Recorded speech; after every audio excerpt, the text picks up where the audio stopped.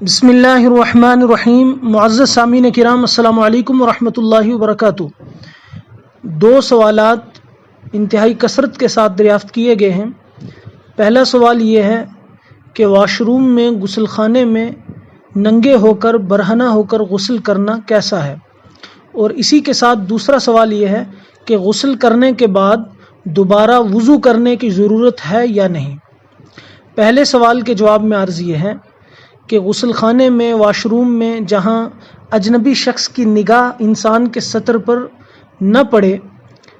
وہاں پر آپ برہنہ اور ننگے ہو کر غسل کر سکتے ہیں،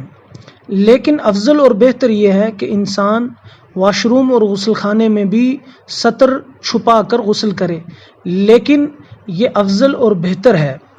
اگر کوئی ننگے نہاتا ہے، غسل کرتا ہے واش روم میں، تو کوئی گناہ نہیں ہے، کوئی اس میں قباحت نہیں ہے۔ فقہ کی کتابوں کے اندر یہ مسئلہ موجود ہے۔ ان کان بمحل خال لا یراہ احد ممن یحرم علیہ نظر عورتہ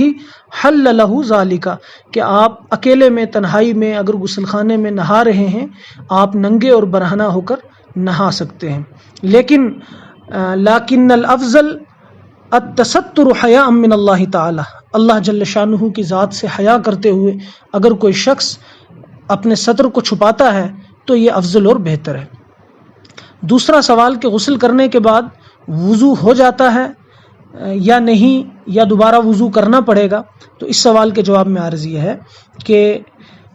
غسل کر لیا اگر کسی نے، چاہے وہ غسل سنت کے مطابق ہو، یعنی پہلے وضو کر کے پھر غسل کیا ہو، یا یوں ہی بغیر وضو کیے ڈائریکٹلی اس نے غسل کر لیا، تو غسل کے ضمن میں وضو ایٹومیٹیکلی آ گیا ہے، داخل ہو گیا ہے، اس لیے غسل سے فارغ ہو کر اب دوبارہ وضو کرنے کی کوئی ضرورت اور حاجت نہیں ہے۔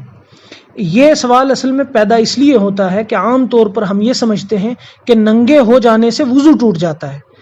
تو ننگے ہونے سے یہ مسئلہ یاد رکھیں، وضو نہیں ٹوٹتا۔ آپ باوضو ہیں، آپ کپڑے چینج کر رہے ہیں، آپ ننگے ہو رہے ہیں کسی وجہ سے، تو آپ کا وضو تب تک نہیں ٹوٹے گا جب تک وضو توڑنے والی 8 چیزیں پیش نہ آئیں، جیسے ہوا کا خارج ہونا، پیشاب پاخانے کا کرنا، خون کا نکلنا، پیپ کا نکلنا، مزی کا نکلنا،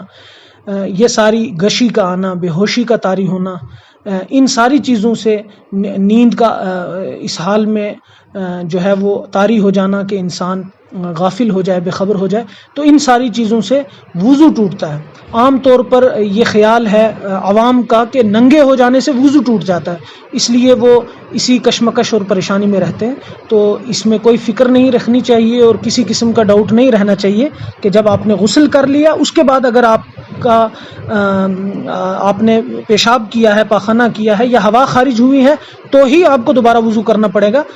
ادروائز غسل کرنے کے بعد دوبارہ نئے سرے سے اب وضو کرنے کی ضرورت نہیں ہے۔ اللہ پاک ہم سب کو ان مسائل کو سیکھ کر، سمجھ کر عمل کی توفیق عطا فرمائے۔ والسلام علیکم ورحمۃ اللہ وبرکاتہ۔